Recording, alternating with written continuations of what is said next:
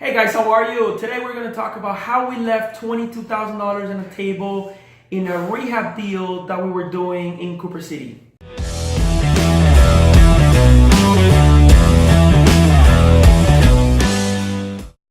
Hey, welcome to another episode of the Cash Flow Talk. So we did a rehab in Cooper City, and I'm so excited to talk about this because so many people talk about the mistakes, and so many people talk about, oh, we did amazing, we did so good, and we made $50,000, $100,000 in these deals. Nobody talks about the failures. So I want to ask you, beautiful wife, about these amazing deal that we thought we had in the table.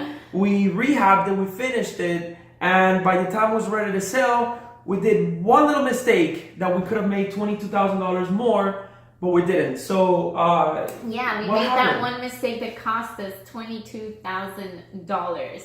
And of course, today we look back at it and we laugh, but it was pretty painful at the time.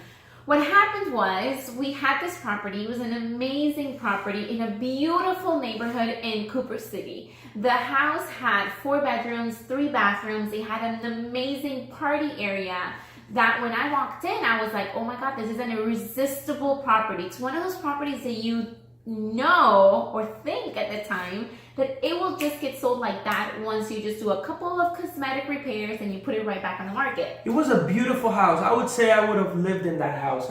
Yeah, we totally saw ourselves in that Absolutely, house. because we work in so many low-end properties that were like, okay, this is a great flip, this is a great rental, but I wouldn't live there. But that's one of the properties that the neighborhood was great, great big house. It was close to all the shops and restaurants, and I mean, it was a beautiful, beautiful house. Yes. It had a huge tree in the front. Anyways, so what happened? We put it under contract, we buy it, we start the rehab process, everything goes awesome. In the rehab, it took a little longer than we expected because we did have one problem with one of the trees. The roots actually went under the house and it was impairing the plumbing. Yes. And so we had to cut down those roots and we had to cut down that tree so that we could save the plumbing for the property. Mm-hmm. So that took a little bit of time. That's fine. We went through with it and we finished up the rehab. And now we're excited because we're going to put this property on the market and it's going to sell in no time. And then the awful thing happened. What happened? So we put the property in the market.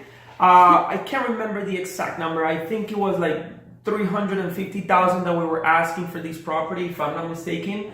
And it was the holidays, and by the holidays, people are busy. People are on vacation with their kids, and it's a slow time. But we didn't know better. This was a few years ago, so the property stayed in the market for a little while, and we got desperate. So what happened? We got the first offer. What happened? Okay, so then we put it in the market. It was there for a little bit, like Camilo said, and here I was doing open houses.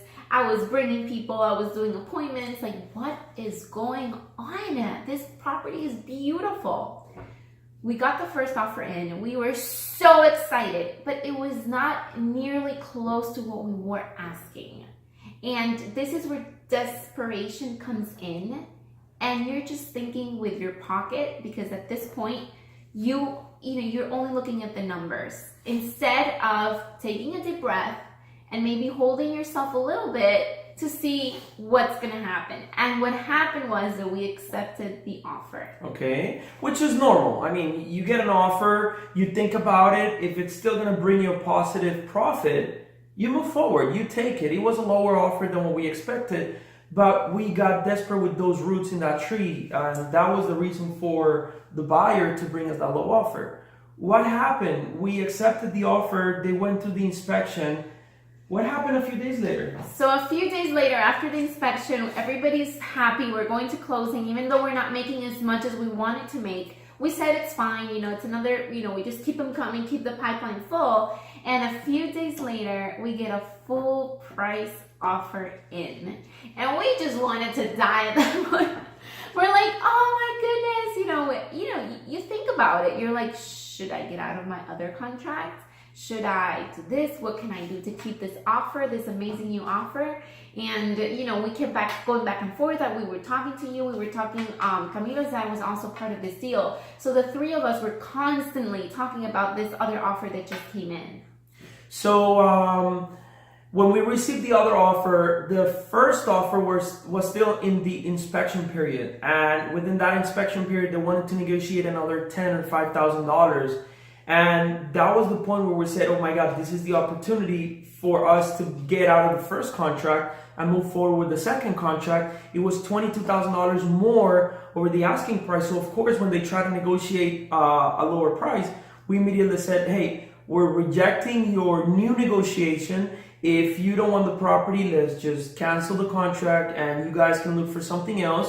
Everything under the rules, everything under the code of ethics of business. We have a signed contract with you.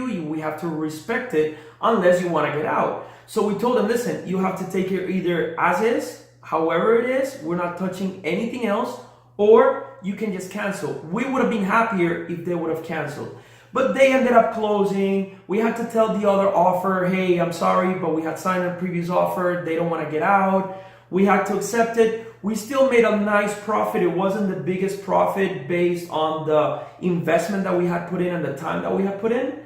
We got desperate, and it was a big seminar because we learned from that experience, and I'm sure it has paid off in future deals by not getting desperate. Mm-hmm. But it was a great lesson. We could have made a lot more.